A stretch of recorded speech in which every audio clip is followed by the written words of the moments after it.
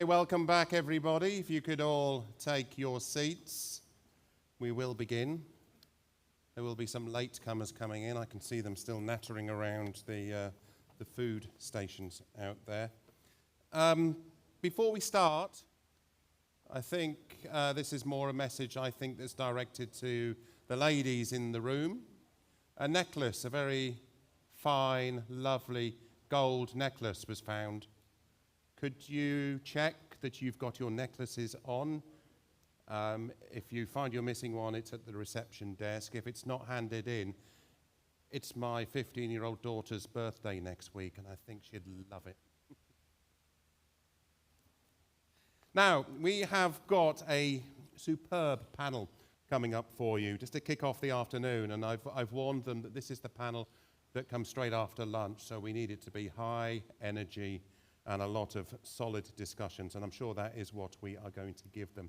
So we are going to look now at all this regulation that we're talking about, and incidentally, this is the session in before we have a keynote speech, which is going to be looking at regulation as well. But I think we all know that there's a lot of stuff that's happening both at the IMO and regionally. I don't know if you all noticed that the UK announced yesterday its decarbonisation plan, and it's aligning that plan with the IMO's targets and setting things up with its own emissions trading scheme. So we've got a lot of regulatory questions that we're going to try and discuss. So could I ask my esteemed panel to come up, and that's Tore Longva from DNV, Sanjay from Pacific Basin, Dagmara Kalusinska from Oldendorf, and from Shipping Swire Bulk, Susanna Germino, and Nils Aiden from Harren Group. Come up onto take your seats, or a seat. What I would like to do is to hopefully not scare them too much, to talk about how they perceive this sort of regulatory tsunami that we've got coming in front of us, and how we are going to deal with it as an industry, and how they, largely as ship owners, are going to address some of these challenges. And from New Wei Sang from here at the MPA, how your perception is as well. But I'd like to start with you, Tore, from DNV's perspective. So when we are looking at what's going on, what do you think, what are you finding ship owners are coming to DNV and saying, oh my God, I don't understand this? Where's their big regulatory challenge from their perspective? You know, what is it they do not understand yet?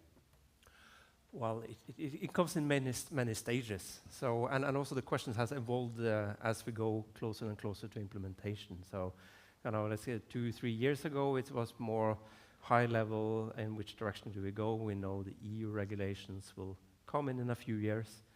But as we go closer to the implementation of the regulations, they change. They're much bigger amount of people that's gone into the regulations, trying to understand them, trying to figure out how to do it practically. So it's a much larger body of people in the shipping industry relating to the regulation, trying to understand it from a legal perspective, from a commercial perspective, from a technical perspective.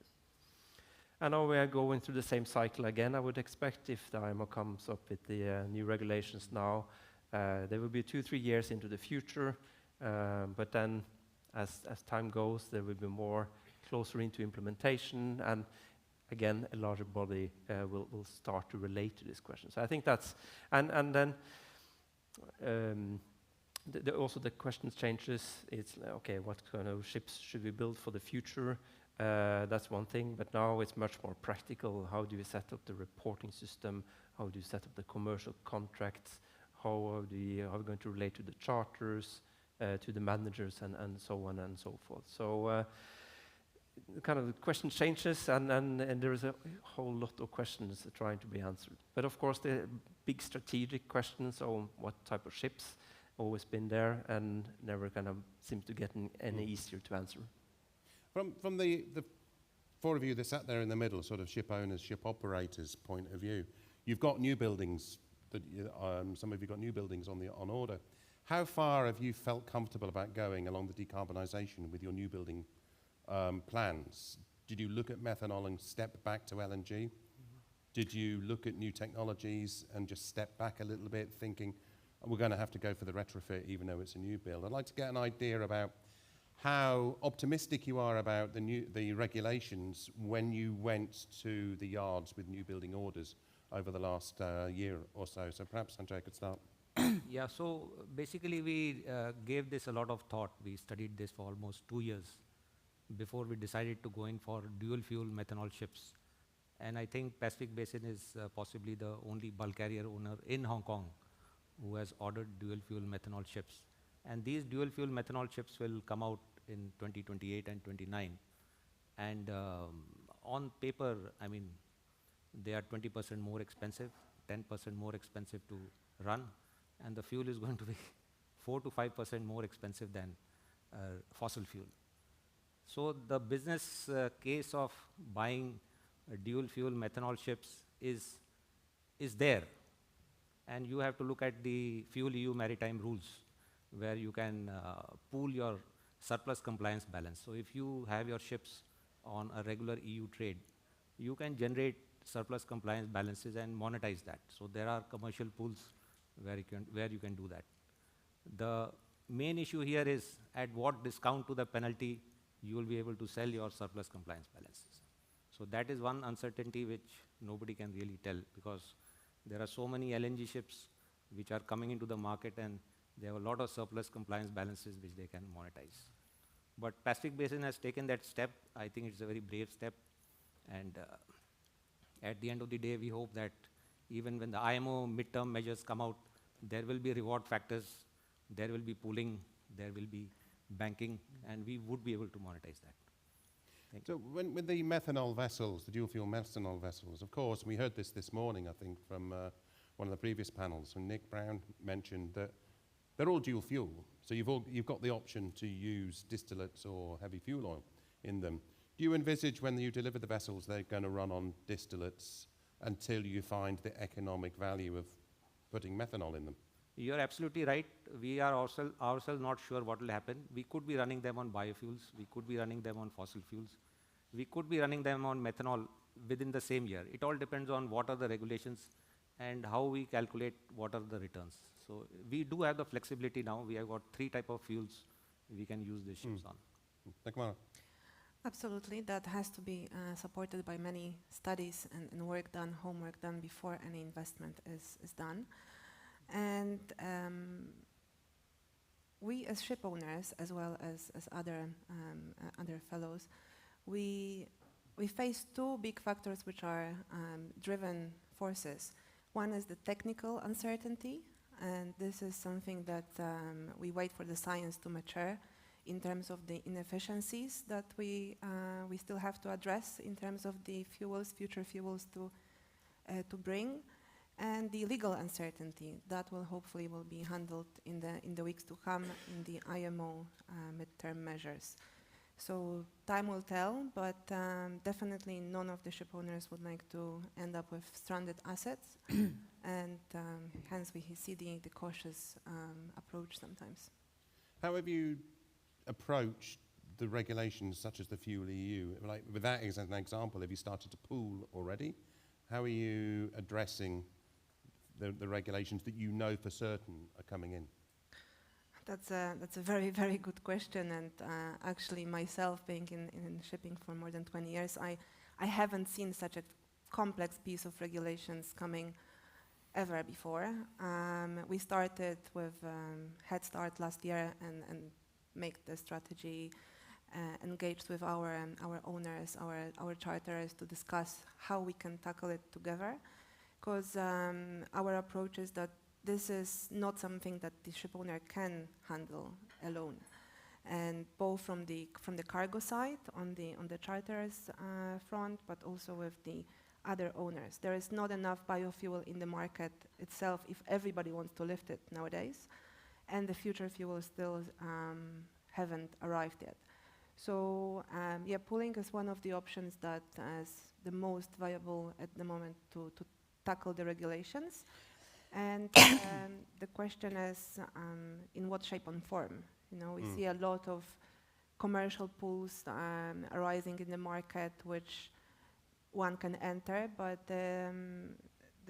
how trustworthy the partner in the pool can be is the question. So we do engage with our partners at the moment. And a question more about the sort of operations within Oldendorf or even within Swire or particular. Have you had to recruit a new kind of person to deal with all this complexity? Do you need carbon accountants and all sorts of financial wizards who are sat there working out what to do? Or are you able to deal with that with the staff that you've got already? So we have a quite substantial decarbonization team, which initially engaged in the project and strategize how to implement the regulations within the company and with our partners. That being said, we have so much advancement in the systems that are already in the company. We try to utilize the digital power to help us with that. Okay. So far so good, but it's a early challenge. days. It's a definitely challenge, especially on the data front, to ensure that all data is coming in sequence and there is no glitches, etc., etc. And with Swire? We actually had also someone in my team that is looking. So we saw from the beginning when energy transition department merged with sustainability, we saw that there would be a number of new requirements. And actually, we have, for example, a lady that she has a PhD in maritime studies that does all of our modeling, all of the strategy, and what does that reflect for the cost of the company. So we have not had to go to to look for new resources because we had already expected that was going to be necessary. In terms of the new building, it has been a little bit different than my colleagues here, and I'm talking more about bulk. You have to balance the two organizations. One has the operating model is long-term in terms of assets. So when you build an asset, you're going to operate it for the next 25 years, and that's obviously the container side. While in the bulk side, it's much more market-driven. Where is the market and asset trading? So when we started looking, first in Swire Shipping, it's been a lucky position that we do not need to embark on fleet renewal until 27, 28, and it has been, as in, at least I don't have to think about it just now. It does not mean that we have not looked at feasibility projects, and I was just discussing, looking at electricity for short sea passages. It's one of the projects that we're doing right now with Swire Shipping, but also we looked at methanol for one of the containers that service trade that we had to. In bulk, what we have been different from Pacific Basin and from Oldendorf is we thought that the market for the market without the premium, without the methanol, without the LNG, without anything, it is already quite inflated, and we don't think that it's the right time to do purchases. But also for me, the way that I positioned it to our boards is, if we have a dual fuel methanol vessel or dual fuel LNG, it doesn't not matter which technology or which fuel, and you don't have a clear path of where you're going to find that substance for the foreseeable future, then it is actually not a solution. You're just creating a ship that is more expensive, that you're planning to, when you have the regulations, you will be planning to do A, B, C, and D. But what we have seen in terms of green methanol, for example, and I believe it's not just green methanol, is if you want to have certainty that you're going to use it, that you're going to have it, you have to commit now to 10 years and a fixed price. And that is a total complication for the business model in shipping. We do not have the risk of the cost of fuel in our business model, and how we're going to adapt to that, I think that is going to be quite an interesting matter. So I think that for our first, having a dual fuel methanol, but no plans of how you're going to bunker that vessel, or in our case, because our vessels are very small and with global tramping, where would I decide to have that supplied to? So it starts being, and this is the beautiful thing of having the two organizations. You start saying, okay, is it really greenifying if I don't have methanol? And I don't know if I'm going to be able to use it or not. Is this the right strategy for us? So it has been quite an interesting time. But I also think that there's I'm very curious about what is going to happen in the next 2 weeks, and what I keep on I asking. don't think you're the only one. Yes, and what I keep on asking is, what I think that ship owners need is clarity. I am in that point of, it's not about good regulations, bad regulations, to a levy and a remedial unit. I think that is, obviously we do want ambitious targets and ambitious regulations, but we also want pragmatic regulations. And most of all, what I would like to have is a clear path of how this net zero to 2050 is going to pan out, because I do have to plan fleet renewal. And I have to see what is the latest, or what stage do we have to look at it. And without the regulations, I do not have the tools to be able to strategize. Dagmara kind of alluded to sort of a technology uncertainty as well, a sort of question about that.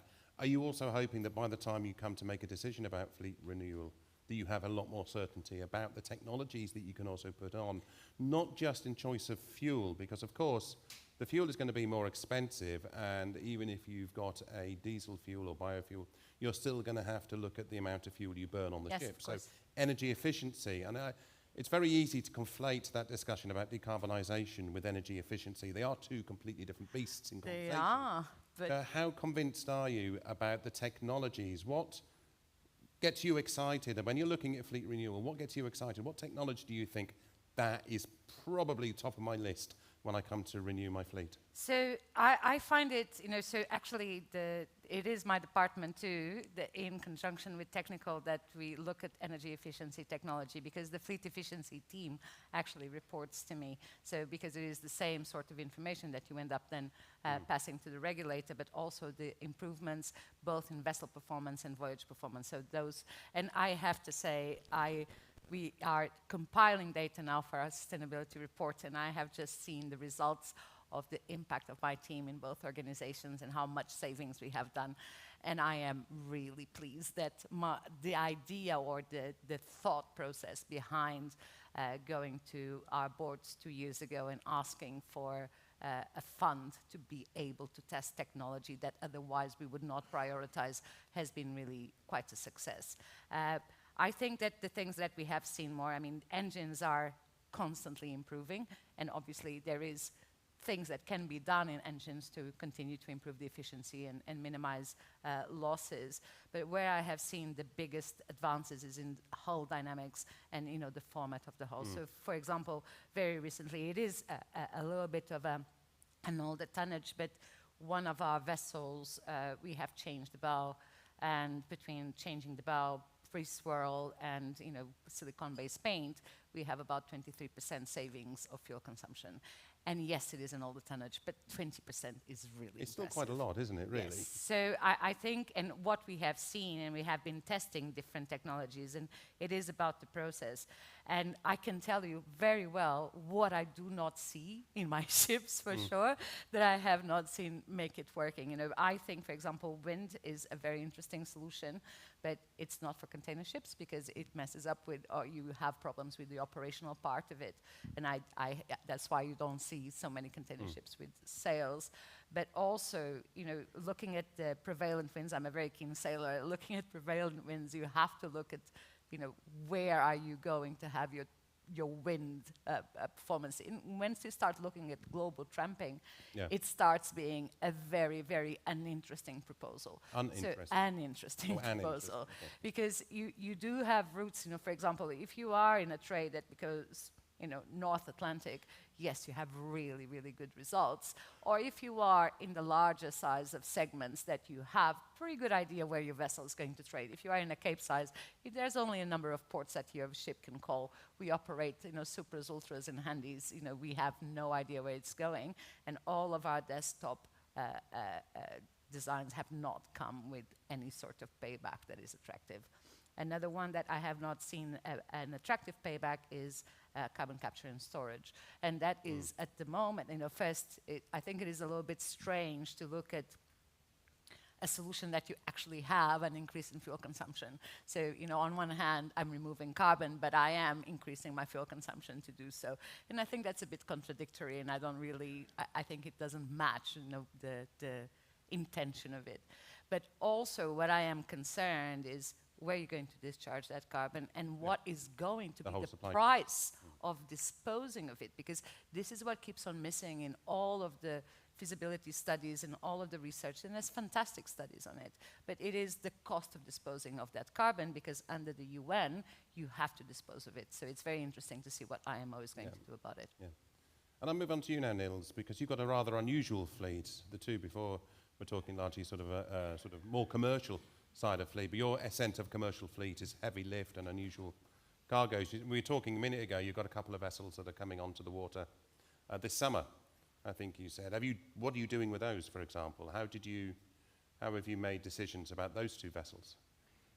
Well, maybe because we might not be kind of very well known to everybody in the audience, so we are a privately owned company based in Germany with 26 offices around the world, and primarily focusing on the heavy lift and multi-purpose trades. We own the ships, we manage the ships, and we also operate the ships. So we have a direct exposure to the kind of users of the ship in terms of the cargo side. We also have the fuel bill on our side. So those have been the two drivers to design and develop those ships. So when I say that, we kind of reverse engineered them from the cargo side, what they shall be there for, what's the purpose of those ships to be in the water for the next 25, 30 years, and that's the lifespan we look at it. And that's also the long-term perspective we apply when we do design or work on new ships. Now, when I say design, then we cannot kind of find these ships from the shelf anywhere, so we have to do it ourselves. We have a pretty strong engineering team, which originates from the cargo operations side, from the loading and lashing side, but they also kind of are really kind of deep into the vessel design itself. So we kind of reverse engineered the ship from that point of view. So the cargo, the bunker consumption, and when we look at those ships now, which are heavy lift vessels with dual fuel methanol main engines, then this kind of dual fuel methanol becomes like the number one thing that has been discussed, but it's only one item out of a lot of things that we did on these ships in order to make them as efficient as possible. And we have a direct incentive, of course, as we have the fuel bill ourselves, then kind of every measure that kind of counts, we have applied. I would say it's actually been engineer's paradise to develop the ship. We have only stopped them at a very late stage when they were already after steel cutting. We had a kind of to stop them, optimizing them further.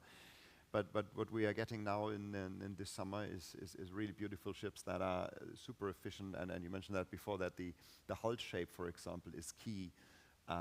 The technology we apply in terms of electric cranes, battery packs, shore power, there's kind of a lot of features built into these ships where methanol is just one. And to be realistic, and as has been mentioned for the smaller ships already, that with the trades we're in, we can hardly predict where they're going to be next.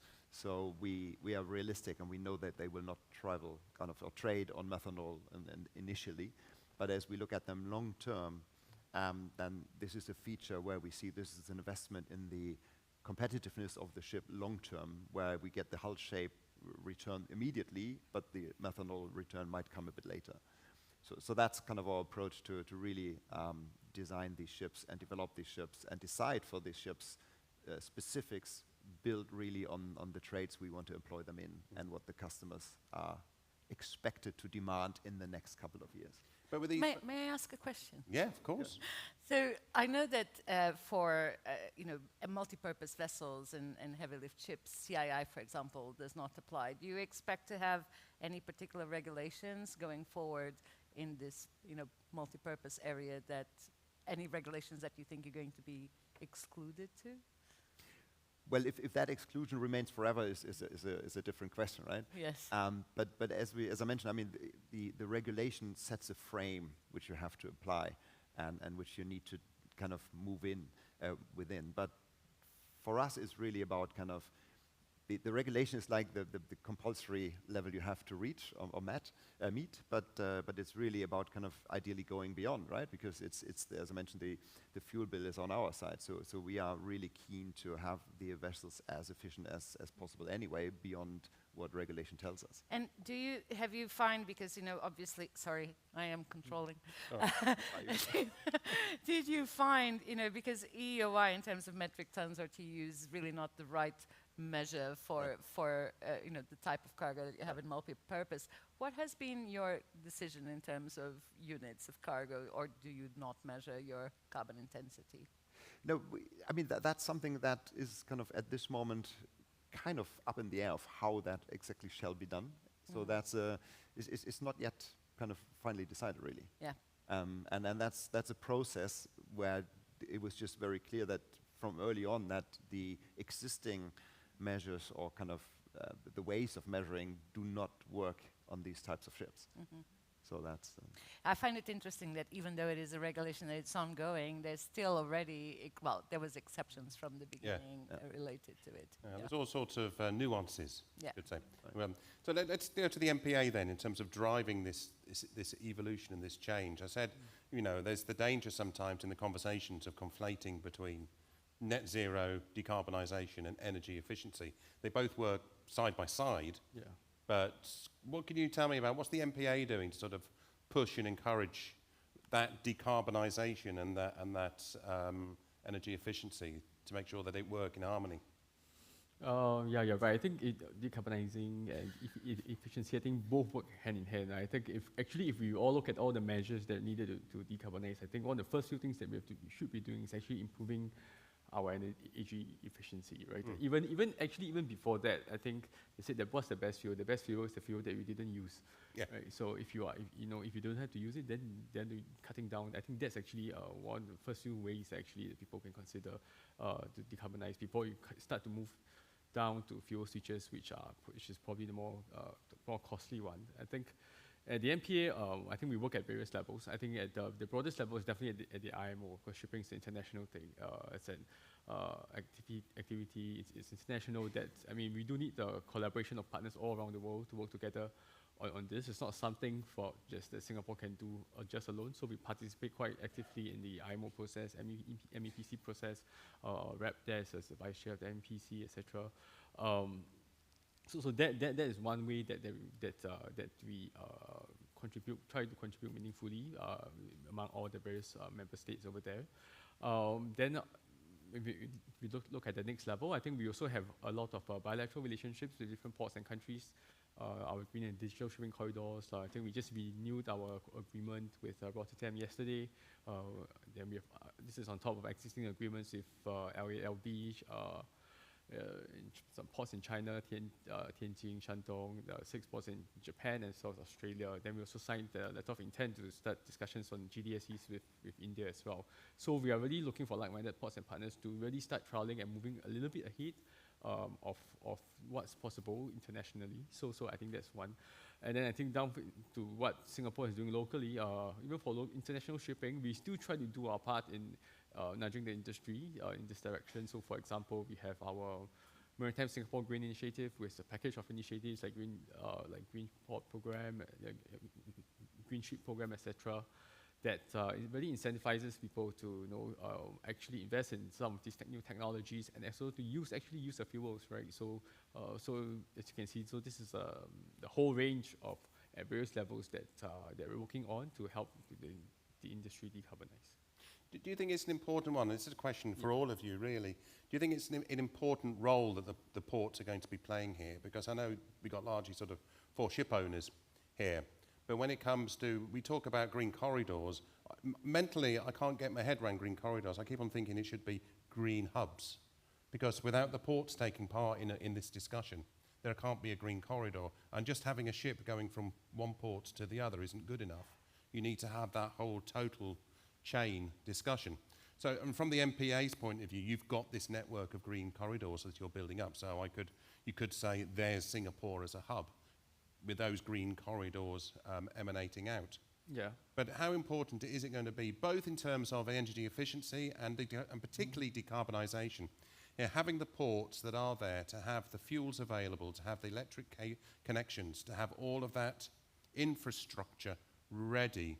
Because we all talk about this $2 trillion investment that needs to be made in terms of the decarbonisation that shipping is going to face. But that isn't $2 trillion that these 4 ship owners and all the ship owners needs to invest. It's $2 trillion, including what all the ports need to do and to get all that fuel infrastructure ready. Yeah. So talk to me a little bit about that need for the ports to wake up and be part of this discussion. I think, I mean, if I just look at our example with Rotterdam again, I think we do have many industry partners who are involved, over 20 of them, and who are involved in this partnership with us, and not all of them are just shipping companies. I think we have the ports inside as well, like PSAs is involved as well. We have storage providers, SLNG, etc., who are also inside. So it's really a whole value chain of partners that we are trying to build up. Just really back to your point, is in recognition that actually this is not something that it can be just done between 2 port authorities or just between shipping lines as well, but it's really a whole ecosystem approach.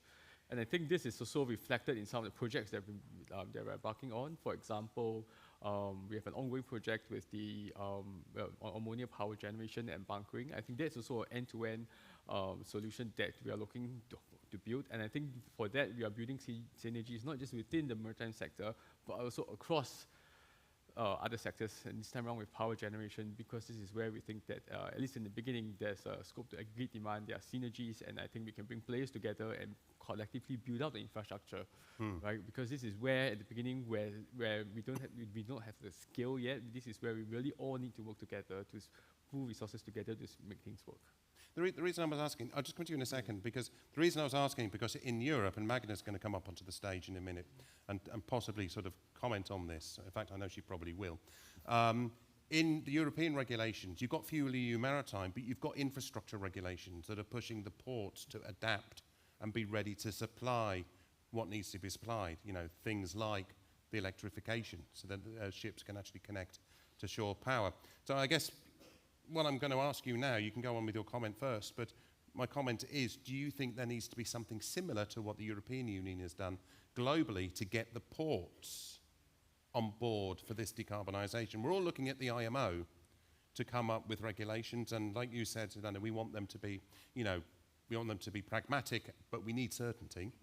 But do we need some sort of push with these regulations to get the ports globally on board as well? But please, your comment first. So basically, it ties up with what you're saying, that for every dollar the ship owner spends, 40 times has to be spent for the infrastructure ashore to develop the green fuels and to supply them and those kind of things. So $50 billion is what the owners would spend. Then 40 times more is your $2 trillion this thing. Yep. So what I understand is these midterm measures, they will basically have a revenue source. So they'll be collecting some billions of dollars from ship owners for using fossil fuels or whatnot. And a part of this money will go in for developing these infrastructures. So that is why the midterm rules are very important if we wish that infrastructure is developed ashore. So they will also go for money for generating these green fuels and developing these green corridors and the infrastructure. But as you mentioned, this thing has to be very clearly laid out that so much money has to go into port infrastructure, because ship owners on their own, the technology is there, the ships are there, but the fuel and the infrastructure to give it to you is not there. Have you had any conversations? You've got these vessels, methanol, but have you had conversations with ports, terminals about what you need and whether they can provide them? So we have been speaking to a number of methanol. Actually, they are developing that. So I can give you the names. We have spoken to Mitsui, Longji, Town Gas in Hong Kong, and they are all able to guarantee that they will be able to supply our requirement. Our requirement is not much, maybe 30,000 metric tons a year or something. So they have given us a cost also, and for the first 5 years, they can guarantee that they'll be able to give you the fuel in, let's say, China or Singapore or ARA in Rotterdam. Yeah. So we have the cost of e-methanol, we also have the cost of biomethanol. And it's up to you at what carbon intensity you need that. So everything is in place. It is just we are waiting for the midterm rules to kind of come through. Yeah. Agmara. Yeah, I don't want to sound cliche here, but I think one sentence can say it all. Like, we cannot do it alone. As a ship owners or shipping lines, we can reduce the carbon intensity at sea when transporting, but from one atmosphere perspective, it has to come from both sides when we are delivering or taking the cargo from. And so I think that's when we cannot do it alone. And would you do the same? Well, we have approached a number of ports, and actually it's a very interesting discussion because you have, first the feeling that I have with some of the ports, and forgive me, and if there's any port representative here, and I am going against what you're There's one sat two seats to your left. Well, but different. I think the MPA is fantastic, actually. I think you are a great example of what things can be done, and they are 2 steps ahead of everyone else. So, congratulations to the MPA for that. But what I have seen in ports is, first, they're very, very self-centered. So they think, I'm decarbonizing my activities. So yes, they're looking at electrical cranes. Yes, some. I'm not saying all. But there's all that part of when you ask, saying, will you have green fuels? Will you have the infrastructure for these green fuels? Will you have the processes to bunker, ammonia, methanol, LNG? It does not matter what it is. And they look as in like, oh, but that's not us. And you just think like, so exactly where is this going to be? Because you are providing services within your port limits at the moment, and you should be expecting to do the same. So, and then there's others, in MPA, number one of all, that are really making an effort of looking and strategizing and seeing how they're going to adapt to new regulations. But I want to bring the conversation back to green corridors, because I think, I am not a big supporter of green corridors, even though I am involved in one. And the reason that I am not is because it is not a solution for all the industry. It is not a solution for all the segments. It is a solution for very large container ship companies, because they are the ones, again, and this is why we don't have a green corridor yet. You need to commit to those 10, 15 years of methanol, bio-LNG, whatever e-product it is or green product it is. But I think that the green corridors are very important to give the signal to each government and each country about the infrastructure requirements and the investment in that infrastructure. And so this is where I think that the green corridors, when you start talking and you have the conversation with ports, with cargo interests and the ship owners, what you're actually giving a sign is to the government of that country that they have to step up in their investment. And that's where I think that... There was more signaling. Would you agree with that, though? Because you've got 12, 13, I can't remember the number. You've got quite a lot of green corridor projects, as you mentioned. Is it as much about signaling and demonstrating as it is about reality? I think it's about both. I think they're definitely signaling for sure, because it gives, it does show people that these ports are like-minded and they're willing to work together or to make things work. But I think really the action is actually the more important one. I think if you look at some of the reports like GMF, they will say that actually yes, there's been a lot of partnerships announced and things like that. But the more action, I think, is still not at the level that's commensurate with or the signaling out there. So that's an area that unfortunately is the hard part. I think we're all working very, very hard on that. Yeah. We also see that the green corridors takes many shapes. It's not like it's a corridor. It could be an area. It could be different ways of setting up. I think common from all is you have to engage all the stakeholders that's needed to come in and support fuel production, getting the fuel to the port, getting the fuel on the ship. All governments, regulations, all this needs to come together and discuss and find practical solution to this. It's about actually managing to pull all this together.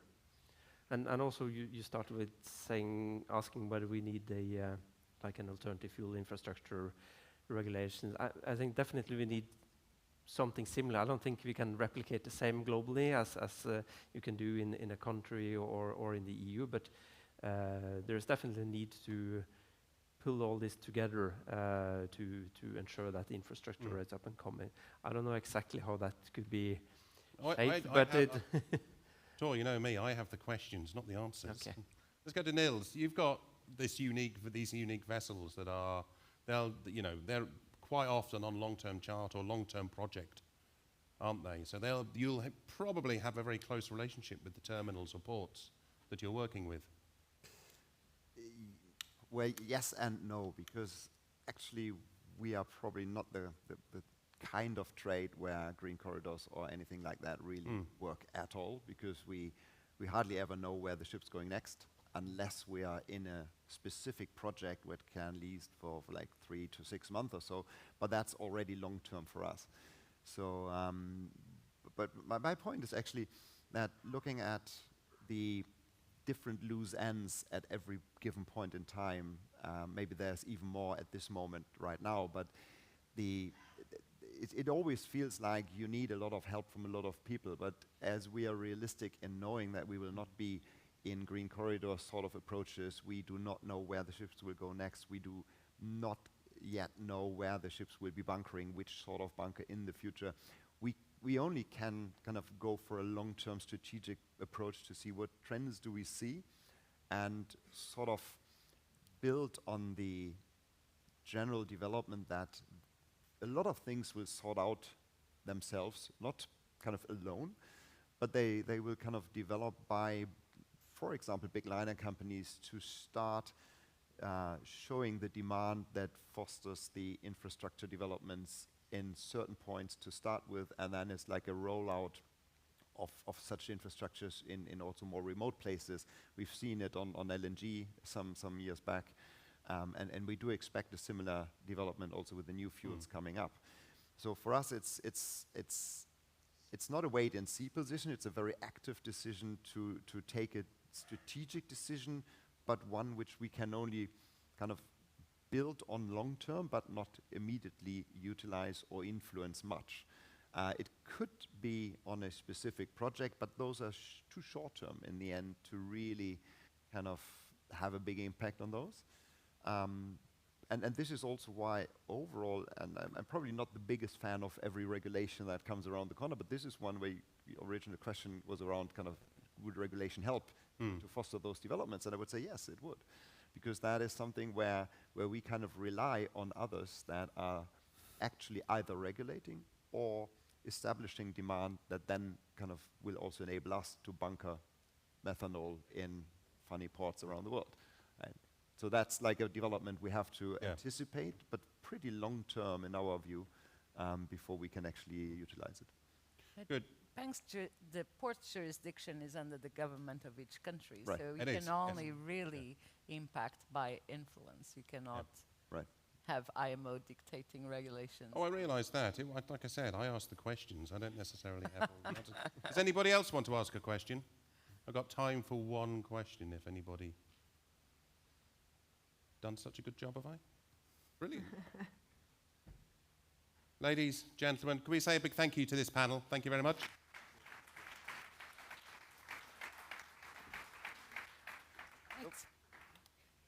Now, it gives me great pleasure to invite Magda Kopczynska, Director General DG Move, European Commission. This is the woman that was in charge of shipping for the European Commission, left, but then came back again. Sorry? That's a fair description. Loved it so much. Yep.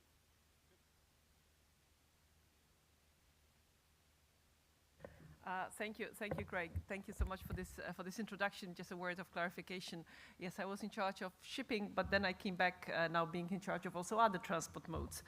That is, by the way, a very interesting experience when you go between the transport modes and you start hearing what other modes than shipping are unhappy about. But that I won't share with you today. But I have to share with you one thing, and it's actually quite amusing. I don't know, Craig, whether I can admit it, but I sort of invited myself to be here, if I can say it like that. The reason being that I am in Singapore for the EU-Singapore Transport Dialogue, but of course also for the Singapore Maritime Week, and I have had occasion in the past to speak at different TradeWinds events, and I always appreciated it. And obviously, especially when it comes to Shipowners Forum, it's an interesting experience for me to listen as much as time permits to what you're saying. And even though, again, there's a lot of explanation before I start speaking. Even though technically I am supposed to do introduction for the next panel, Craig knows that I would not be able to resist the opportunity to share a few thoughts linked to the previous panel. And we actually had this discussion that maybe I should de facto join the previous panel, but then I thought I would probably ruin the timing completely because we would never leave that stage, at least for another hour. And when I saw the title of the previous panel and the reference for regulatory tsunami, I was really wondering how the panel will roll out. I think Susanna mentioned, no, Susanna? Yeah, yes, no. Dagmara mentioned Fuel EU Maritime, and you used this phrase that this is a very complex piece of legislation. And I have to say that I was there in the room when my bright team put this clean sheet of paper in front of them and said, okay, so what can we do if we want to really push for decarbonization of shipping through means that are others than just simply putting price on carbon? And yes, Fuel EU Maritime is complex because it's a complex thing that you as the sector have embarked on to actually decarbonize. And I know we are all looking into the future, but if I think back about discussions in 2016 or even 2018 when the first initial IMO strategy was adopted, we were nowhere close to where we are today when we are not talking whether, if, we may be talking a bit when, and we definitely are talking about how. And I noted one thing that I think everybody in the panel before, one way or another, stated, and this has always been the sort of the driving principle for myself, that if we are working on regulations that are supposed to change something as complex and complicated as a transport sector, shipping, aviation, road, rail, you name it, one thing that is absolutely needed and helpful, even though it doesn't look like that at the beginning maybe, is this predictability, is this certainty where we need to go and when, and what is the target that we are aiming for. And of course, transition of a sector as complex as shipping is not easy. Long-term assets such as shipping, the entire ecosystem where infrastructure and ports have to play a part. But without that long-term predictability, we will not be able to move in the right direction. Which brings me to discussions that will be taking place in London next week and in particular in 2 weeks' time. And of course, the outcome of those discussions not yet clear. But I very much hope that whatever IMO will agree, whatever MEPC will agree when it comes to decarbonization strategy for the global shipping, there will be those 3 elements that will be part of that agreement. First of all, it will be an agreement on measures that will deliver on the ambition of the 2023 strategy. It will be an agreement that will continue or make the push for uptake and development of alternative fuels for shipping. And third, it will be an agreement that will guarantee just an equitable transition. And I really wanted to say those 3 things, even though, as I said, I'm supposed to actually talk about something else, because I really think we are at a pretty historic moment now, and IMO is faced with a serious opportunity to be the first organization coming up with such ambitious, long-term and comprehensive measure to decarbonize a sector. So let's see how it goes. Fingers crossed for the teams on the ground, and I know that shipowners are very much involved with coming up with ideas and suggestions how it can be properly done or how it can't be done at the international level. But when we talk about the transition, and that brings me to the topic that I was supposed to talk about, I strongly believe that we are again faced with a challenge that maybe we are not quite clear how to start addressing. And for me, this comparison with discussions on decarbonizations is not that far-fetched. Everybody agrees that when it comes to getting people to join, work, and stay in the sector, all companies, all countries, all regions in the world are faced with a challenge. It is not something that we necessarily see as problematic today, maybe not even tomorrow, but definitely the situation on the labor market is changing. Expectations of young people in terms of where they want to go with their careers are different. And this is a challenge which, if we don't address it now, in 5 or 10 years, it will be too late. It's really almost like with decarbonization. If we don't do the ambitious strategy early enough, at some point we'll find ourselves with being forced to do something very quickly, very fast, with a very short-term actions. So it's good that the policy to decarbonize shipping has been moving already for a few years. When it comes to workforce or to people working in maritime, and I know that I don't need to say in this room that without people, shipping doesn't exist. And without people, shipping will not be able to continue. And that's been proven during COVID, that's been proven during different crises that we have seen, that's been proven when shipping had to be adjusted as a result of Russia aggression on Ukraine. We need people working in that sector. But we also know that we need people that probably will have slightly different set of skills, that will probably have a bit more flexibility in terms of how they go between jobs, between ships and shore, and maybe some other types of activities throughout their professional life. And we need different parties to sit at one table and discuss how it can be done. And for me, again, it's much more complex, frankly speaking, from a regulator's point of view than decarbonization, because this has to be absolutely addressed at the international level. There's a huge number of ship owners, shipping companies worldwide that have the right approach, that are investing themselves in creating working conditions that will attract people.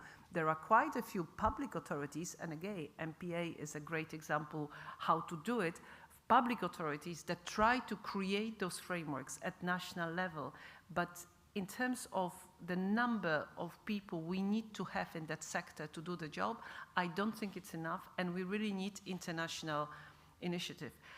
I also hope, and we have been discussing that with the IMO Secretary General, that once we have this topic of decarbonization, IMO strategy, specific measures agreed, once we have the road ahead, how the implementation of that agreement will look in practice, we will really get our attention on the topic of training, of the topic on skills, including looking into STCW convention revision. We have already been discussing it in the IMO. EU has been working with some other countries to come up with first ideas, but we need more inputs, we need more thinking how we can do that convention, that it will in such a way that it will stand the test of time over the next 10 or 15 years. And for that, we definitely need contribution from ship owners, because the current STCW does not allow enough or does not require enough basic training that will be fit for those requirements, new requirements stemming from decarbonization, bunkering new fuels, digitalization, but also making the seafarer's job attractive for the future. And then there is the other piece of legislation, which is sometimes even more important, and that's the Maritime Labour Convention, as you know, not run by the IMO, but under the auspices of the International Labour Organization, almost as important, because in many cases, it's the living and working conditions that are the entry point for consideration for people, whether they want to go at sea or not. And let's be honest between ourselves, living and working conditions for seafarers are not always as good as they could have been. This convention speaks about the minimum living and working conditions, and I absolutely believe that if you want to have a stable framework for attracting people to work in shipping, we need to do more. So I would really like to plead with all of you that when the discussions on the update, revision, upgrade, especially of the Maritime Labour Convention, take place in Geneva, you will use an opportunity to talk to ship owners organizations, but also to your national governments, to make sure that there is a sufficient level of ambition to make MLC better. Because that is a thing we are all used to discussing with the IMO, and in the IMO is sort of, you know, our framework, STCW, there are working groups, it's a continuous process. But I really think that we absolutely have to do better with the MLC, and I wouldn't really like to see the situation repeated when I think back about the last round of negotiations, where sometimes a little bit of money-saving approach won over thinking what it is that we need to offer to those brave men and women on board of ships if we want to continue having them doing the job for all of us. Because as we all agree, we can't, the world doesn't function without shipping, and 90% of everything is brought on board of vessels. So I very much hope that the next panel, but also you're thinking after the forum today, you really come up with ideas how and when and who can make things differently to make sure that in 5 or 10 years from now, we will not need to discuss decarbonization because everything will be plain sailing, and we will not need to worry about people doing that work for us because we will have a solid, ambitious and effective framework to make the job of seafarers truly attractive for generations to come. Thank you.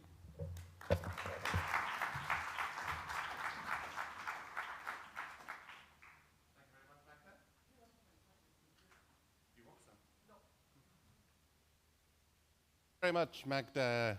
And if you didn't know, the MLC revision actually it takes place same time as MEPC, doesn't it, in Geneva? And they've got a number of submissions that have gone in. I was looking at it a couple of days ago, including issues around fatigue, around criminalisation, and fair treatment of seafarers. So it is worth taking a look at that, and if you can, being involved in that discussion. And that leads quite nicely anyway. Magda sort of set the scene now for our next discussion and about growing and supporting a skilled workforce for tomorrow. Not just on ships, obviously, but ashore as well. So could I ask our next panelists to come up and join me here, please? Rajesh Divakaran from BW Group. Guy, you're here now, aren't you? Yes, there you are. From the International Chamber of Shipping. Marie Cooper from Zodiac Maritime. And Josephine Le from the Hood platform. Come and take your seats.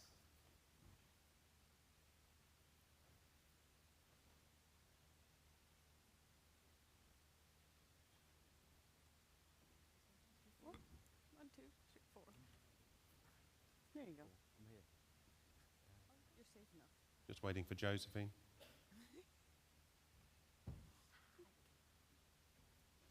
Now, welcome to all four of you, once you've said hello to each other. Good. Welcome to here. Let's take this discussion that Magda was talking about there in terms of how we evolve this conversation and we turn something a little bit more into something a little bit more concrete. Let's start for what. Let me start with Zodiac and BW Group here, because obviously you have crews. Guy and Josephine, a different conversation in a minute, but you two have got crews. So tell me about how important or unimportant, I can guess which one, they are for you. What sort of changes have you actually implemented? How are you enhancing the experience of the crews in BW Group and in Zodiac? Hi, thanks, Greg. So to start with, there are two problems. One is the attracting the youngsters into the industry. We have about 16% of the workforce currently which are Gen Z. At the same time, we also have a lot of production of cadets in India and Philippines. The numbers which I've got are for these two countries with me. There are a lot of wastage. Almost 50% of the cadets passing out from India annually are not being placed on board the vessels. They don't have a job. And if you look at the Philippine numbers, around 25,000 cadets are coming out every year, out of which only 20% to 25% are placed on board. So one side, we are aware that it's not more an attractive career compared to many years back. So we need to do something about to get more people coming into the industry.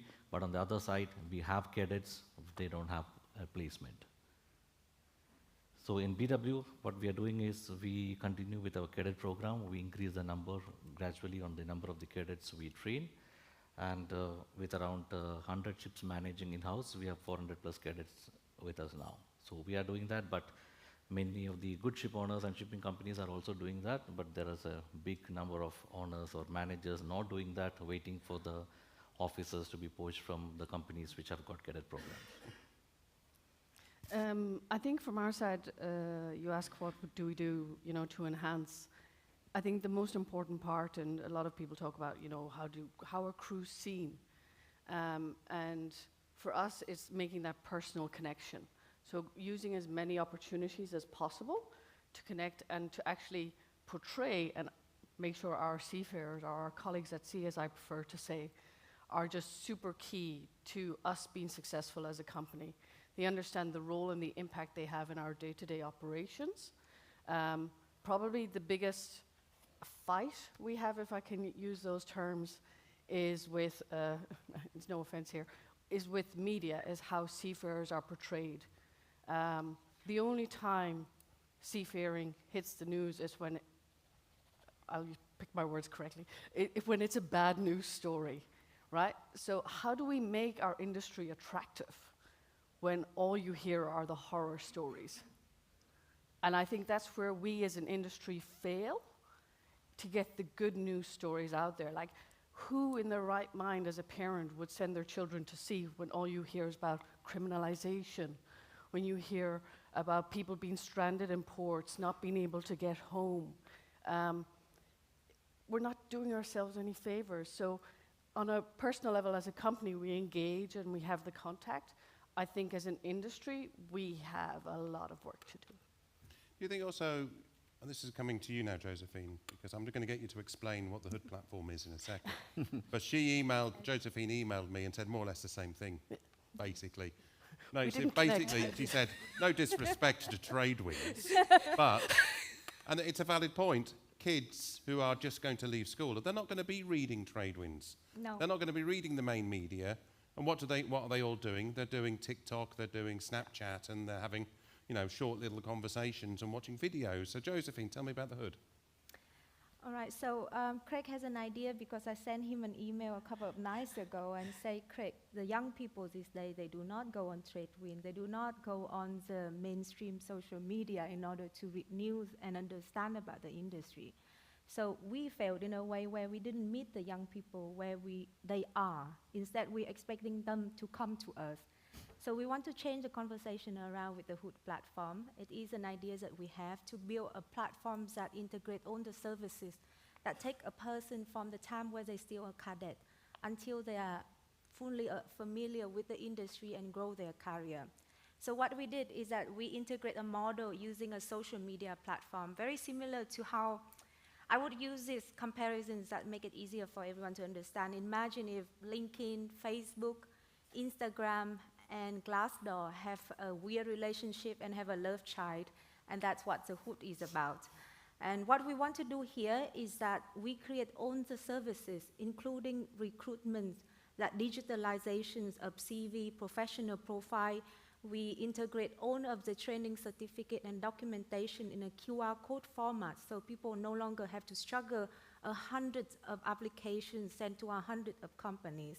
We keep them entertained with professional news coming from TradeWinds, coming from other reputable sources, providing them with a directory of training resources and welfare services that are available in the industry, so that when they first come to maritime industry, if they do not know where to get the news from, if they don't know who to help them when they have a problem at sea, when they have a family issues, when they face with harassment and bully, do you really think they will be able to go and reach the people that are already not talking to them from the beginning of the conversation?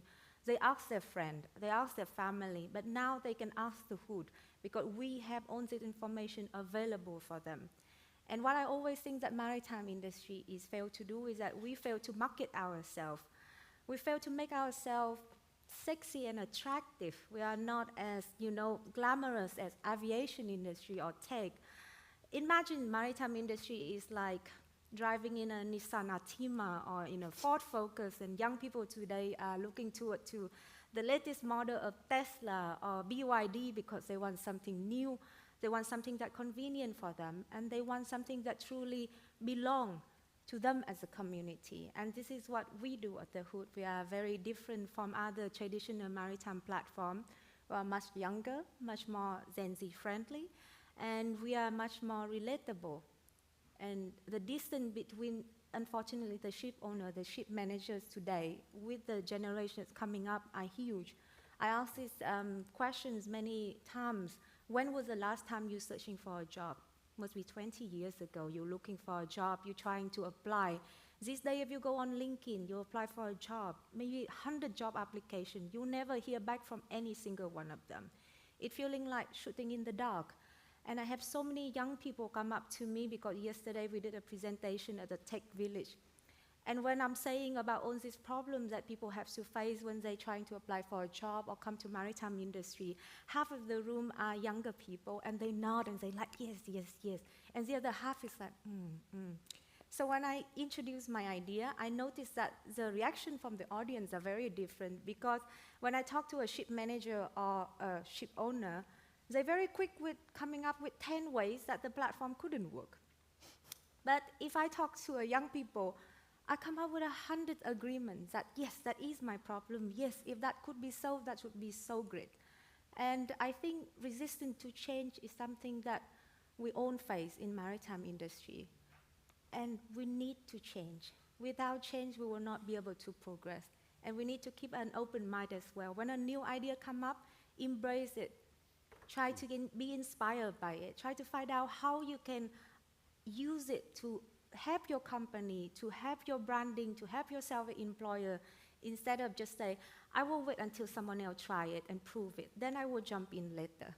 And that is something that we do very much often as an industry, and I hope that we will change with the voice of the new generations coming up. I learned from you, and I would like to offer you an opinion of the young people, and I hope that that will be heard. Guy. Difficult to follow. Sorry, Guy. Follow on from that, the man who's retiring. Although I've been having discussions with Josephine, because we're working on a project called ISF Verify, where we're working with a number of flag states to digitize seafarer certificates. So platforms like Josephine's doing of this is where it could help, because we had a seafarer came in to see us actually at our headquarters, who happened to feature on the front cover of one of our publications. And we said, what's the biggest thing that you really hate? You know, he said, it's taking this big mountain load of certificates with me everywhere I go and having to show it. And so we've signed an agreement now with Marina, working with Lloyd's Register One Ocean to develop this, but also looking at things like collaboration to do it. Anyway, sorry, that's that. But what was the question? Oh, I didn't ask you a question. I just thought you might want to follow on from that. I guess the question would be, in terms of that, you know, Josephine's basically suggesting that we've got it wrong. The approach that we are taking to try and find the next generation, particularly, you know, you two have got ships that are going to evolve in terms of the technology, and we've got an SDCW that is no longer fit for purpose. We've got an MLC that's coming up for revision, and you've got ships that are coming onto the water that are going to have all sorts of new things, and there's, and even sort of Magda said, there's a huge disparity between where we are and where we need to go. So I guess my question is, from the International Chamber of Shipping, from you personally, is how do you see that gap closing? And don't just point at Josephine, but how do we do that? How do we look at SDCW? How do we look at MLC? How do we use those as a way to get the shipping industry to be more innovative in recruiting and find innovative people for innovative ships? It's really interesting, actually, because our traditional recruiting grounds, we're going to have to look elsewhere. But if I go to quite a lot of nautical colleges, I'm sure you too as well, and one of the questions I always ask the cadets is, how many of you have got an uncle, a father, a brother, sister at sea? And the amount of, I'd say it's usually 80% put their hands up. So our traditional and my two children, one of them's an engineer at sea, one of them's a deck officer at sea, so you know, that's how it seems to work, that traditional recruiting ground, and we've got to reach beyond that one. On the social media side of it, actually, I didn't realise there's actually some really good seafarers out there with millions of followers on social media. Well, I was moderating a panel session yesterday morning, and we had a couple of those on there. I invited them here. No. You were there. No, I was thinking about Mary Jane and Chief McCoy. They have another panel at the moment in Sea Asia. Oh, are they? Okay. Okay. They are coming back. Anyway, exactly that. They have got thousands of followers. But we also got to look at the training. We've also got to look at what's the offer now for people coming to it in terms of how we employ them. And, you know, we must question whether the sort of the traditional way of employing people, is that the way forward? If we're going to actually retain people, what sort of benefits can we offer them? It's the whole package that we need to do in terms of that life balance. It's something that I do believe fundamentally is going to have to change if we're going to tackle the challenges of the energy transition, the digitalization and the automation of ships, which is going to require a different skill set, and also how do we get over the geopolitical security issues, which, you know, endangering seafarers, and the criminalization of seafarers as well. If you think there's a chance you might get arrested just because they found some drugs on board your ship, which had nothing to do with you, then that is not exactly a great. And so we've got to tackle that as a. It's not a great advert for the industry at all, is it? And you know, we've got to tackle that, and that's you talked about the ILO. That stuff's been discussed there. We're having a major conference at IMO with the ITF and IMO in June to try and actually raise this up to the member states, saying you've got to play your part here. Yeah. Do you get worried though, from Zonia, about this and how that's going to impact you? For example, your costs. 10 years ago, seafarers were basically seen as a cost, and that dialogue has begun to change. There are companies that are realizing that seafarers need to be seen as an asset, but still there is a cost associated with that asset. So from your case, and from your case as well at BW Group, how are you internally changing that narrative towards seeing seafarers as an asset, and how are you rationalizing this discussion in terms of, you know, what you offer them? It doesn't necessarily need to be a bigger salary, but the salary size, the amount of sea time they have to do in one voyage, that all effectively will become an additional cost, but with an additional reward. So could you comment about that sort of balance? Yeah, so I think any commercial company is not blind to cost, right? So it's always going to be a balance of multiple factors. I think we have to disrupt ourselves, right? So speaking along the lines that are here already, how we train today. Like, I'm going to say my pet hate is the SCCW, because it's just a compliance training. Yeah. It's a tick box exercise. Why can we not innovate how we train? Why are we not using VR more? Why are we not leaning out, making it attractive, making it easy, making it competence-based, right? We talk about new fuels. Yeah, you can go and do the training, but if you never do the bunkering for a year, are you competent? But like we talk about safe operations, that's not safe operations. But if you could have an interactive training before you do that bunkering, refresh the skills in a live kind of VR interactive environment, right? And it's building on work that you're doing. That will make the whole job more attractive. So yes, it comes at a cost, but safety comes at a far higher cost. Yeah. So I think for us, it's where do we invest and what is the smartest way to invest? And I love the maritime industry. I think it's a fantastic industry, but we have to move faster. And I'm concerned, rightly so, when we talk about STCW, MLC, by the time we agree it, it's already 10 years behind. And that's why Magda alluded to it needing to be ready to be, you know, and this is, and you know, disrupting ourselves. We have to get ahead of the game to be attractive as an employer, to plan ahead and to be a step ahead of everyone else. So, of course, we're not going to be naive to cost in any way. We can be far smarter on how we apply and invest. And flexibility is a huge thing. And I think MPA has done a fantastic job in highlighting diverse careers in the maritime industry. We should leverage that worldwide, right? So, and I think there's so much good out there, but we have to advertise. Again, I come back, you know, we have to get it out there. We talk about cadets. Why do we not talk about children's books, primary schools? Isn't that when we should be planting those seeds? Yeah.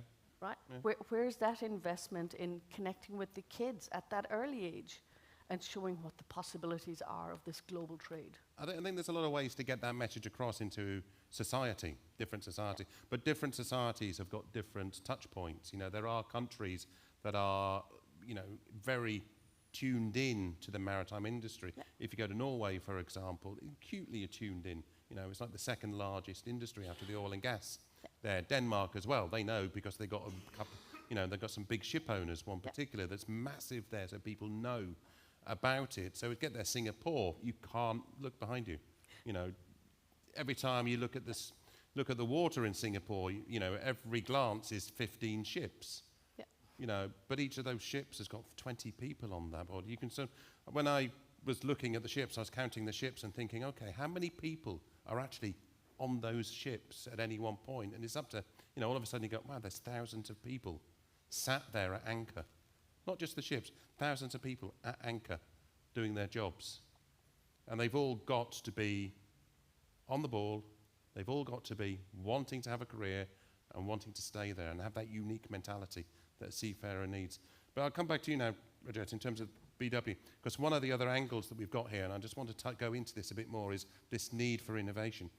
How do you encourage people who are young in the industry, the cadets, the third mates, how do you encourage them to see this as an innovative role that they've got? How do you encourage them to think innovatively so it could help BW?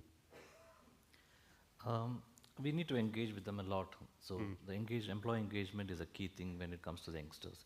They need to have that feeling of belonging to the company. They want to get updated on what is happening ashore, what is happening with the other ships or the colleagues. So we have platforms for that inside BW, where we have got apps for the employee engagement app for the seafarers, and we do a lot of engagement activities with our seafarers. And we are also running a campaign now, or a training which we have recently launched, which is called Respect and Belonging, and the whole idea is a home away home for the seafarers. So that's a big training program which we started, and it will go for another 2 years to complete with all the seafarers. Where do you get your seafarers from? Do you have key countries, key kind of training facilities that you go to, and how do you work with those training facilities? So we about 80 to 85% of our crew are from India and Philippines, where we have our own office, and the remaining 15% we take it from worldwide using third-party manning agents. Training in-house, we don't have a training center in-house, but we have got partners in India and Philippines, and also in Europe, which have got some of the courses are tailor-made for us. So all the seafarers undergo through those tailor-made courses, where we also put our own representative from the office side to monitor it.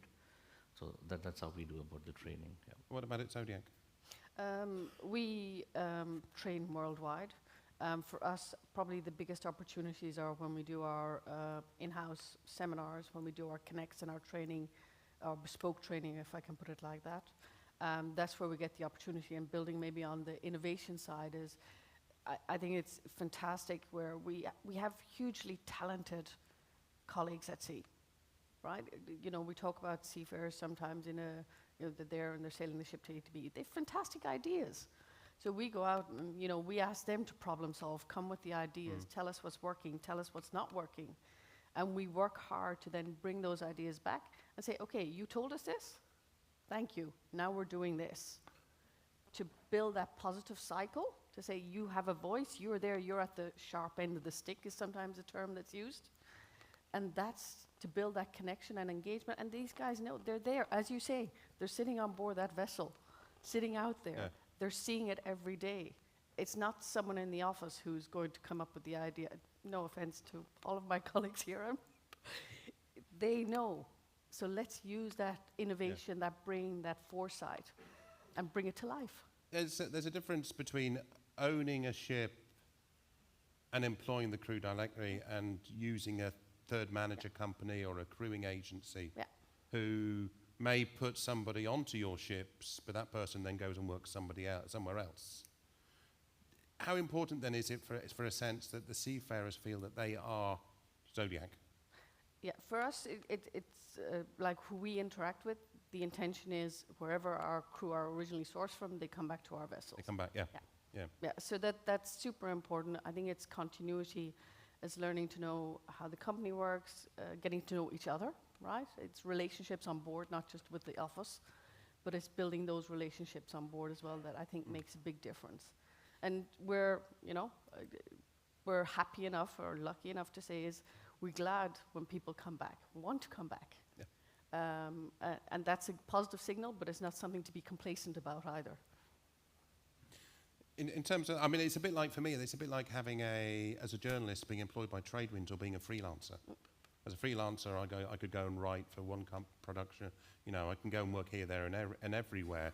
And I did that in the last days of my time at sea. I was a third mate, second mate with Shell, but then I was through an agency in Southampton, worked on a few other vessel types as I changed my career. And it was a totally different dynamic. one dynamic was I kept on seeing seafarers that I'd sailed with before. There was a sense, not always positive, but there was a sense that you were part of that crewing on those tankers. But then the other one was I had no idea. I joined a ship and I didn't know what I was joining in terms of the crew composition.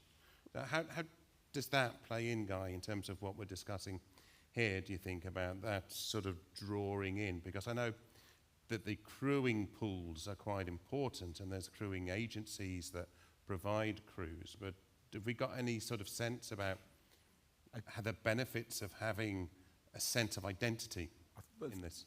Yes, I think that's the only way it's going to work going forward, particularly with these new fuels coming on stream, where they take specialist training. You're not going to train somebody up to handle these new fuels and then see them go elsewhere. So I think there's a real recognition now amongst many ship owners I speak to is how do you develop that sense of camaraderie, that sense of belonging on board the ships now. And I think that you know, whether you employ them directly or whether you do it through an agency, you want to make sure you have the same people coming back to you each time. That's very, very important. Yeah. Do you think we can solve this, Josephine? Do you think we can? Of course, absolutely. It is a very solvable problem. The only thing that we have to do is, instead of thinking of ourselves as our company, I do this for my company, and my company has this solution, my company has this app, is an industry-wide problem. Hence, to solve it is require collaborations, not only among the ship's owner and the ship managers, but also from the maritime institutes and training centers, etc. They always said that collaboration is much better than competition, and you definitely cannot shake hands with a clenched fist. You have to open your heart and your hands out to help each other, because to attract people, you yourself is not enough. The whole industry must rise up in order to do this. And we believe that this is a message that we also want to get out there. As a platform, we are completely neutral. We do not have any one preferred partner. We welcome everyone to collaborate. And if you do something well, we want to broadcast it to the whole industry. So to encourage everyone to improve their standard. And by highlighting the people who are doing very well for the community, we believe that everyone else will be forced to raise up their games. And this is how we can improve as an industry in terms of helping our seafarer and also in terms of attracting them. And I think, sorry, I was just going to build on that, and what Guy said is, I think the whole thing is, while retention is super important when we train within our industry, it's also this element that Guy spoke to before, it's this flexibility. And I think many of my colleagues here as well, the fact of, you know, when you've been to sea and then you do some experience ashore and you go back to sea, that is such a rich learning, and it can suit in a personal environment or another environment. And I think where we have that possibility, it's great, but where we don't, can we collaborate more and create this environment in these opportunities so that you do get this, you know, cross-collaboration and this better understanding, but also this flexibility of, yes, there's a position on board our vessels, but anyone will know if you've a chief officer, a second officer, or a captain who's worked ashore for a while, or a chief engineer, the insights that they go back on board with, it's fantastic. Yeah. And this is where we have to create this flexibility. It's not just a career at sea. There's a whole world of opportunity in addition to that. We're going to run out of time, but I just want to bring up one more topic, and that's around autonomous systems and unmanned shipping. And it's actually more a question of, are we conflating these two messages in the wrong way about a shortage of crew and autonomous unmanned ships? I'm having these conversations all the time about companies that want to take crews off of the ships because they think it'll be safer, but at the same time needing to have the right number of crews, even increase the number of crews because it's going to be safer.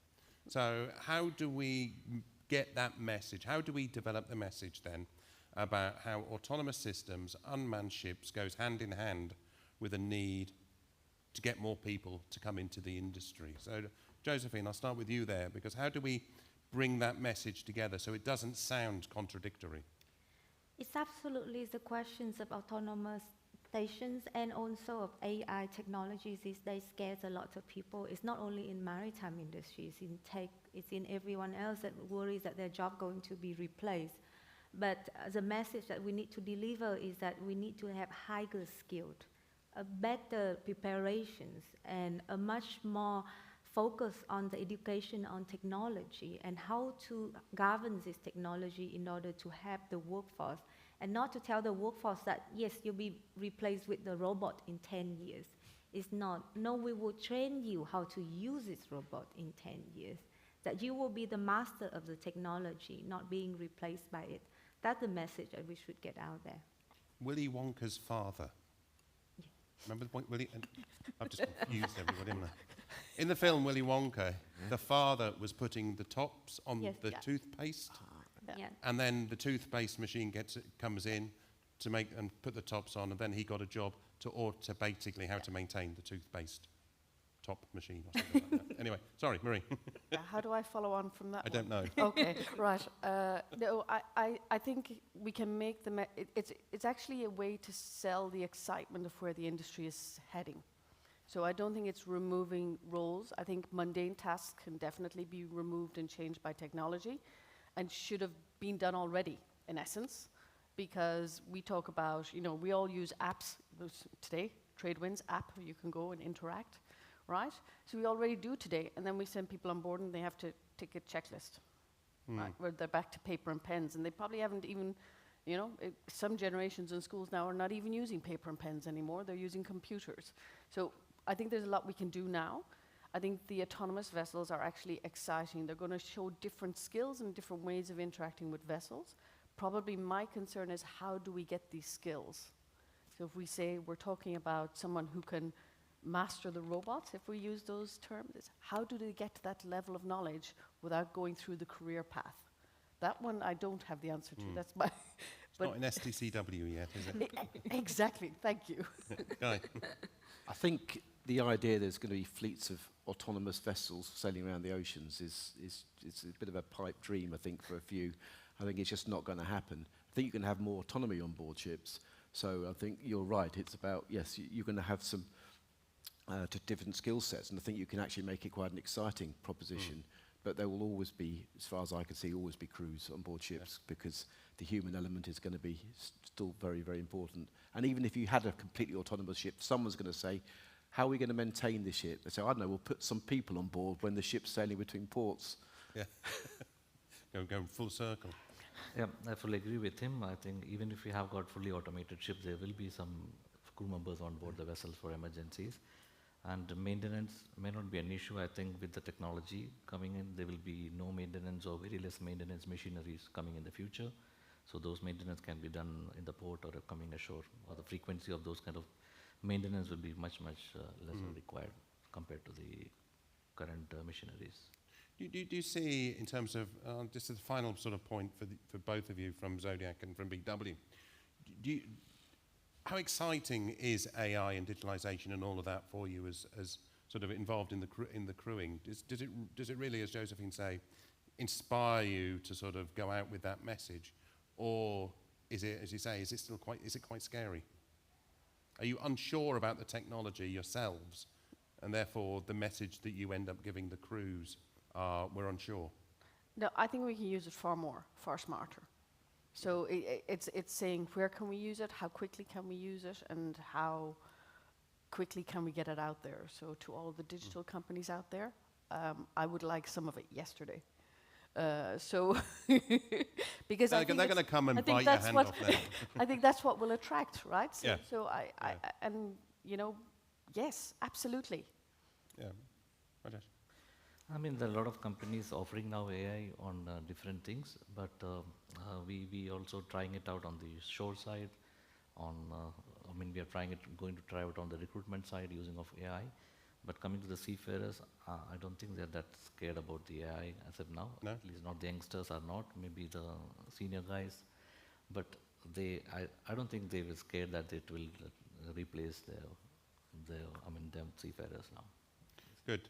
The four of you, we are just now running out of time. I think it's about 1:15. It's time for, have we got some coffee now? Yes, we do.